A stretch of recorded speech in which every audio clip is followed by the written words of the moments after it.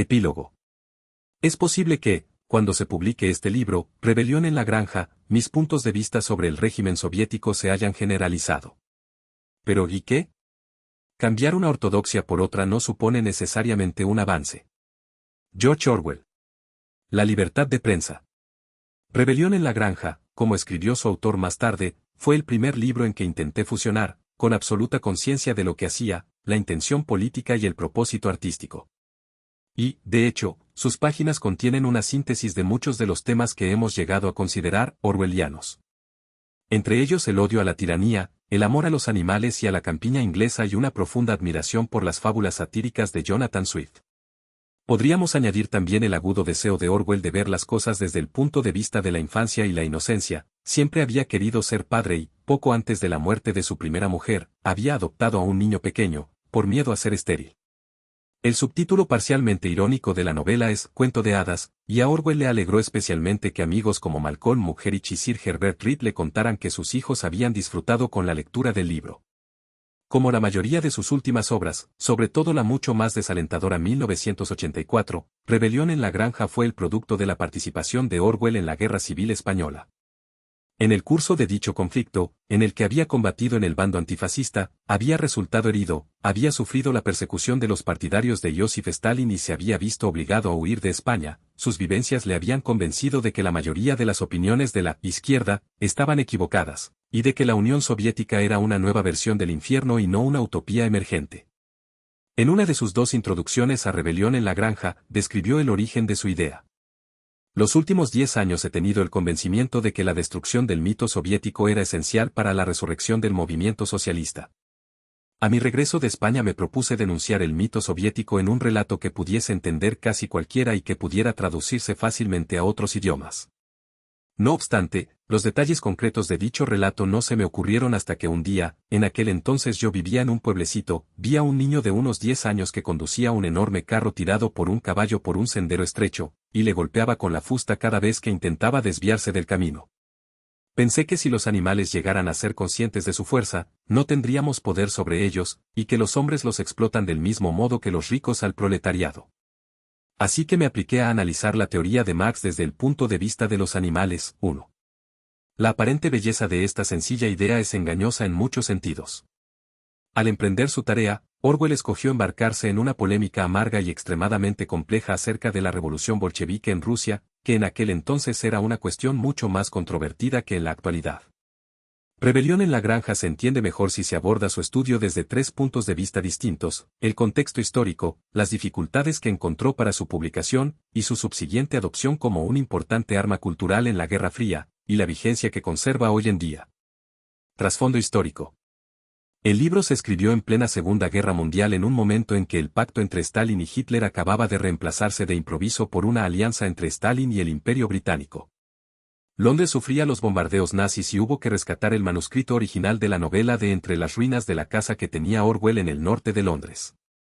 El cinismo con que Stalin había cambiado de bando no sorprendió a Orwell, que por entonces ya estaba familiarizado con la crueldad y la falta de honradez del régimen soviético, lo cual lo incluía en una reducida minoría tanto en la Gran Bretaña oficial como entre la izquierda británica. Un número considerable de personas, progresistas, seguían convencidas de que la colectivización comunista de la agricultura rusa había beneficiado a los campesinos y defendían que el asesinato judicial de sus antiguos camaradas políticos cometido por Stalin había sido un juicio justo. Orwell no había visitado la URSS, pero había visto de cerca la versión española del estalinismo y adoptó a grandes rasgos la postura de la oposición de izquierda o de las fuerzas trotskistas, cuyo punto de vista expone en el libro Un animal de 4 patas. Con algunas leves alteraciones en la secuencia de acontecimientos, el argumento se parece al destino de la generación de 1917, en Rusia.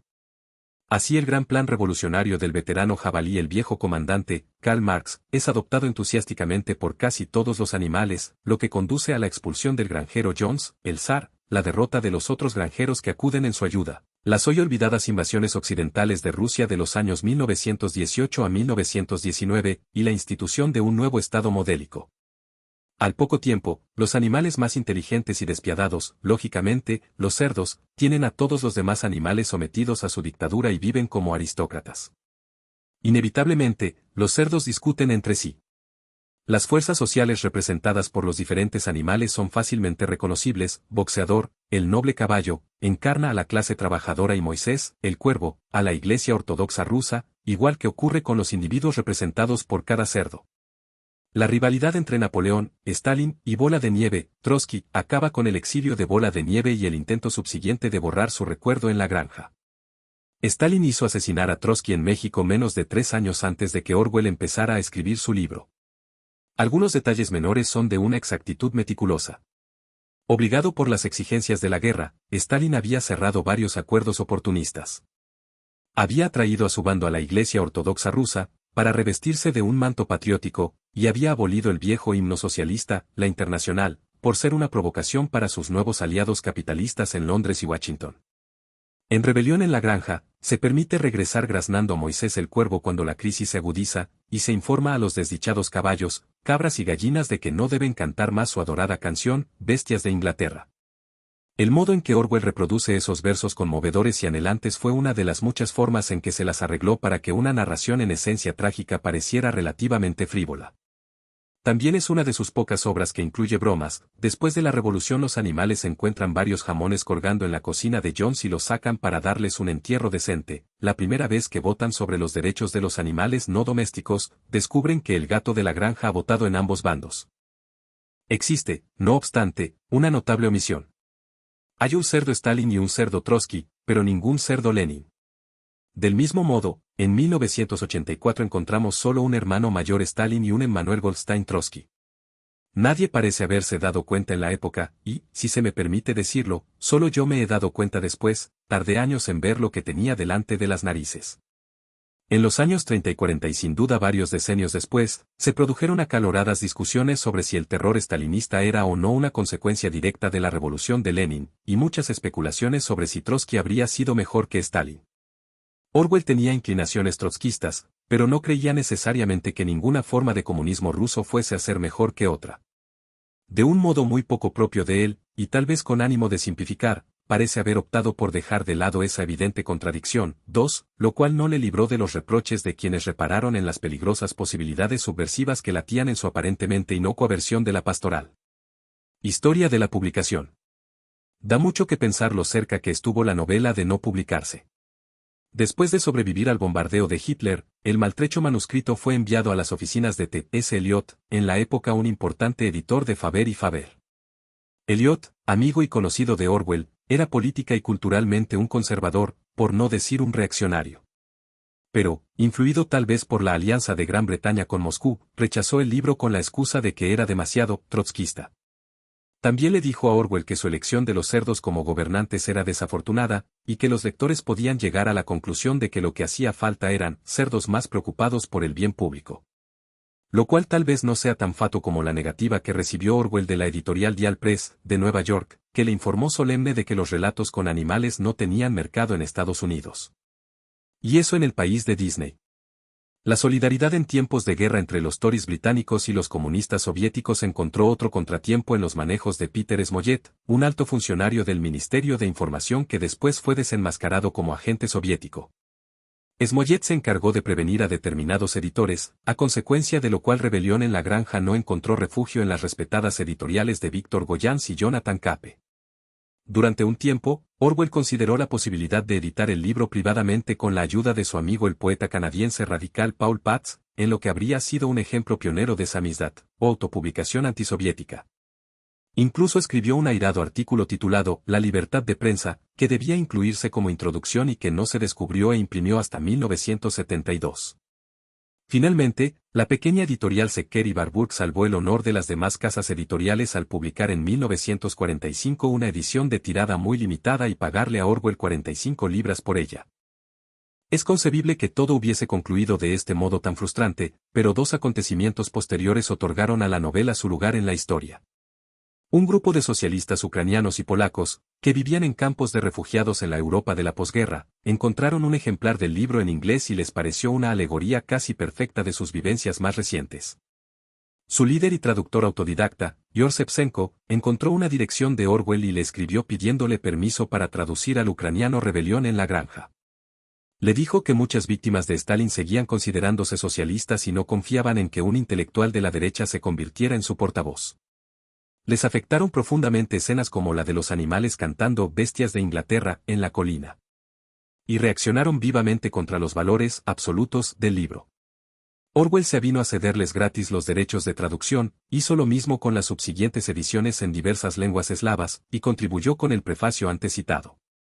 Resulta emotivo imaginar a unos excombatientes y prisioneros de guerra, endurecidos después de sobrevivir a las privaciones del frente oriental, dejándose emocionar por la imagen de unos animales de granja ingleses cantando su propia versión de la despreciada Internacional, pero no es más que un primer ejemplo del interés que el libro iba a despertar entre sus lectores. Las autoridades militares estadounidenses en Europa no se dejaron conmover tan fácilmente, recopilaron todos los ejemplares de Rebelión en la Granja que pudieron encontrar y se los entregaron al Ejército Rojo para que los quemaran. La alianza entre los granjeros y los cerdos, descrita con tanta belleza en las últimas páginas de la novela, seguía vigente. Sin embargo, en la amarga escena final, por lo general recordada por el modo en que los hombres y los cerdos se han vuelto indistinguibles, Orwell predijo, como en otras ocasiones, que la ostensible amistad entre el Este y el Oeste no sobreviviría mucho tiempo a la derrota del nazismo. La Guerra Fría, una expresión que Orwell fue el primero en utilizar en letra impresa, pronto creó un ambiente ideológico distinto. Lo cual condicionó a su vez la recepción de Rebelión en la Granja en Estados Unidos. Rechazada al principio en Random House por el simpatizante comunista Angus Cameron, a quien le había enviado el libro Arthur Schlesinger Jr., y luego por una serie de editoriales menores, la rescató del olvido Frank Morley, de Hardcore Brass, que en un viaje a Inglaterra se había quedado impresionado con un ejemplar de la novela que había encontrado en una librería de Cambridge.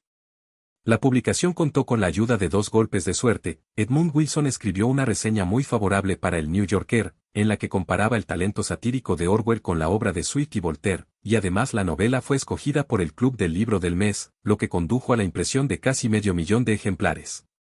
A pesar de la estupidez de Dial Press, la Walt Disney Company hizo una propuesta de adaptación cinematográfica.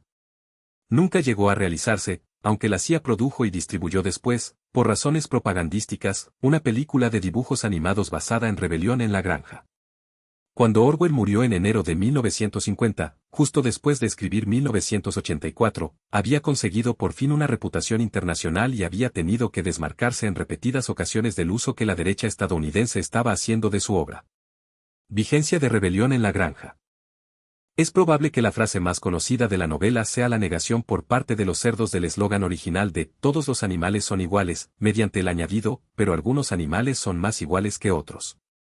Mientras el comunismo en Rusia y Europa Oriental adoptaba cada vez más la apariencia de un nuevo sistema de clases, con absurdos privilegios para la élite gobernante y una existencia mediocre para la mayoría, el efecto moral de la obra de Orwell, tan sencilla de traducir y entender como él había deseado, se convirtió en una de las muchas fuerzas imposibles de cuantificar que erosionaron el comunismo como sistema e ideología. Poco a poco, el mismo efecto se fue extendiendo a Asia. Recuerdo muy bien a un amigo comunista que me telefoneó desde China cuando Deng Xiaoping anunció las reformas que iban a inaugurar lo que hoy conocemos como capitalismo chino. Los campesinos deben enriquecerse, anunció el líder del partido, y unos se enriquecerán más que otros. Mi amigo llamó para decir, con reticencia, aunque también con cierta generosidad por su parte, que tal vez Orwell no fuese tan desencaminado. En Birmania, uno de los sistemas totalitarios más duraderos del mundo, una amalgama de fascismo militarista, dogmatismo budista y retórica comunista sobre la colectivización, George Packer, del New Yorker, oyó no hace mucho una frase que se había vuelto popular entre los birmanos partidarios de la democracia. Adoramos a George Orwell, le dijeron, porque escribió 3 libros sobre nuestro país.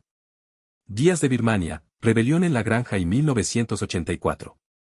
Hasta el momento, Rebelión en la Granja no se ha publicado legalmente en China, Birmania o el desierto moral de Corea del Norte, pero algún día se leerá en las 3 sociedades, donde sin duda será recibida con la sorpresa y el reconocimiento que sigue siendo capaz de inspirar. En Zimbabue, mientras el gobierno de la camarilla cleptocrática de Robert Mugabe se volvía cada vez más abusivo, un periódico de la oposición aprovechó la oportunidad de reimprimir Rebelión en la Granja por entregas.